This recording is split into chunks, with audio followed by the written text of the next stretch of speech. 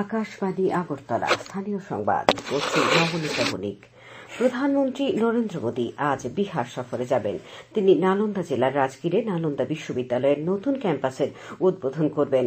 প্রধানমন্ত্রী রাজগীরের world heritage Nalanda বিশ্ববিদ্যালয়ের প্রাচীন ধ্বংসাবশেষও পরিদর্শন করবেন, যার সাথে নবনির্মিত বিশ্ববিদ্যালয়ের গভীর সম্পর্ক রয়েছে।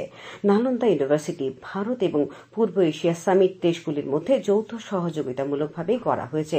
উদ্বোধনী অনুষ্ঠানে 17টি দেশের মিশন প্রধান সহ বেশ কয়েকজন বিশিষ্ট ব্যক্তি উপস্থিত থাকবেন। অত্যাধুনিক পরিকাঠামোতে সজ্জিত বিশ্ববিদ্যালয় ক্যাম্পাসটি 450 একর জুড়ে বিস্তৃত। পরিবেশ সংরক্ষণ থিমের উপর ভিত্তি করে ক্যাম্পাসটিকে নেট জিরো গ্রিন ক্যাম্পাস হিসেবে গড়ে তোলা হয়েছে। রাজ্যপাল ইন্দ্রসেনা রেড্ডি নাল্লু গতকাল বিকেলে রাজ্যের আকর্ষণীয় পর্যটন কেন্দ্র নারিকেলকুঞ্জ পরিদর্শন করেন। রাজ্যপাল পর্যটন কেন্দ্রটি ঘুরে দেখেন এবং পর্যটন কেন্দ্রটির আরও আধুনিকীকরণের জন্য আধিকারিকদের বিভিন্ন পরামর্শ দেন। পর্যটন কেন্দ্রটিকে আরও আকর্ষণীয় করে তুলতে আরও কটেজ নির্মাণ করার উপর তিনি গুরুত্ব আরোপ করেন। নারিকেলকুঞ্জে আধিকারিকদের সঙ্গে বৈঠক করেন তিনি। রাজ্যপাল কেন্দ্রীয় সরকারের বিভিন্ন প্রকল্পের সুবিধা গ্রহণ করে স্থানীয় যুবকদের কর্মসংস্থানে উৎসাহিত করতে এদিন পরামর্শ দেন। তিনি পর্যটন কেন্দ্রে কর্মরত স্বসহায়ক দলের সদস্যদের সঙ্গে মত বিনিময় করেন। নারিকেলকুঞ্জে যাওয়ার আগে রাজ্যপাল মন্দির ঘাটে পৌঁছলে গোমতী জেলার জেলাশাসক তরিতকান্তি চাকমা রাজ্যপালকে স্বাগত জানান। রাজ্য সরকারের বিভিন্ন দপ্তরে 469টি পদে লোক নিয়োগের জন্য রাজ্য মন্ত্রিসভার বৈঠকে সিদ্ধান্ত নেওয়া হয়েছে। গতকাল সচিবালয়ে এক সাংবাদিক সম্মেলনে খাদ্যমন্ত্রী সুশান্ত চৌধুরী এই কথা জানান। তিনি জানান, 469টি পদের মধ্যে স্বাস্থ্য ও পরিবার কল্যাণ দপ্তরে 226 জন general duty medical officer grade 4, super speciality medical officer grade 3 এবং 16টি পদ 172 জন স্পেশালিস্ট মেডিকেল অফিসার গ্রেড 4 এবং অগ্নি নির্বাপক ও জরুরি পরিষেবা দপ্তরের অধীনে 49 জন সাব অফিসার গ্রুপ সি পদে লোক নিয়োগ করা হবে। এই সবগুলি পদে লোক নিয়োগ প্রক্রিয়া টিপিএসসির মাধ্যমে সম্পন্ন করা হবে। তাছাড়াও খাদ্য ও জনসংভরণ দপ্তরের অধীন 6 জন food sub inspector group C পদে লোক নিয়োগ করার সিদ্ধান্ত নেওয়া হয়েছে। এই 6টি পদের জন্য নিয়োগ প্রক্রিয়া জেআরবিটির মাধ্যমে সম্পন্ন করা হবে।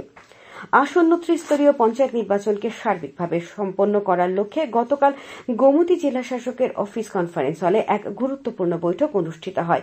এই বৈঠকে উপস্থিত ছিলেন গোমতী জেলা শাসক তরিতকান্তি চাকমা, জেলা পুলিশ সুপার নমিত পাঠক, অতিরিক্ত জেলা শাসক সুমিত লোধ, জেলা পঞ্চায়েত অফিসার, জেলার সকল বিডিওগণ সহ সিআরপিএফ এর কমান্ড্যান্ট প্রমুখ। জেলা শাসক জানান, জেলার ত্রিস্তরীয় পঞ্চায়েত নির্বাচনে সিআরপিএফ এবং সাধারণ পুলিশ নিযুক্ত থাকবে। তৃতীয়বারের মতো প্রধানমন্ত্রীর পদে দায়িত্বভার গ্রহণের পর প্রধানমন্ত্রী নরেন্দ্র মোদী আগামী 30 জুন আকাশবাণীর মন কি বাত অনুষ্ঠানে দেশ বিদেশের জনগণের সাথে মত বিনিময় করবেন। এটি হল মন কি বাত অনুষ্ঠানের 111তম পর্ব। জনগণ মন কি বাতের জন্য ভাবনা, চিন্তা ও পরামর্শ টোল ফ্রি নম্বর 1800117800 শেয়ার করতে পারবেন। এছাড়া নরেন্দ্র মোদী অ্যাপ অথবা মাইগভ ওপেন ফোরামে জমা করতে পারবেন। আগামী 28 জুন পর্যন্ত এইসব পরামর্শ গ্রহণ করা হবে। শ্রোতা বন্ধুরা, আকাশবাণী সংবাদ সহ বিবিধ খবরের বিস্তৃত আপডেট পেতে লগ ইন করুন www.newsonair.com ও নিউজ অন এআইআর অ্যাপ এবং টুইটার অর্থাৎ এক্স প্ল্যাটফর্মে। আপডেট পেতে দেখুন আকাশবাণী নিউজ আগরতলা, ফেসবুকে এআইআর নিউজ আগরতলা এবং ইউটিউবে এআইআর নিউজ আগরতলা। আন্তর্জাতিক যোগ দিবসকে সামনে রেখে আগামী 20 জুন এক র্যালি আগরতলায় অনুষ্ঠিত হবে। পশ্চিম জেলা যোগা অ্যাসোসিয়েশন এবং স্টেট আয়ুষ মিশনের যৌথ উদ্যোগে এই র্যালি সকাল 7টায় এগিয়ে চলো সংঘের প্রাঙ্গণ থেকে শুরু হবে।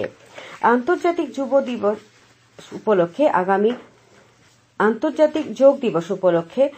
আগামী 21 জুন গোমতী জেলা ভিত্তিক যোগা প্রদর্শন হবে উদয়পুর চন্দ্রপুর সিনথেটিক ফুটবল মাঠে। এজন্য যাবতীয় প্রস্তুতি খতিয়ে দেখেন জেলা শাসক তরিতকান্তি চাকমা।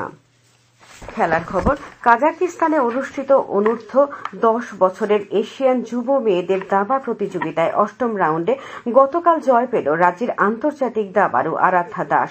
ফলে উঠে এল 6ষ্ঠ স্থানে।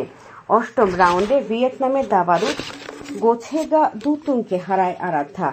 8 রাউন্ড শেষে আরাধ্যার পয়েন্ট 5.5। আবহাওয়ার খবর। আবহাওয়ার পূর্বাভাসে জানানো হয়েছে রাজ্যের আকাশ প্রধানত মেঘাচ্ছন্ন থাকবে। বিভিন্ন এলাকায় বজ্র সহ বৃষ্টিপাতের সম্ভাবনা রয়েছে। আবহাওয়া দপ্তর থেকে বজ্র বিদ্যুৎ সহ ঝড়ো হওয়ার সতর্কতা জারি করা হয়েছে ধলাই, উত্তর ত্রিপুরা, ঊনকোটি ও পশ্চিম ত্রিপুরা জেলায়। স্থানীয় সংবাদ এখনকার মতো এখানেই শেষ হলো।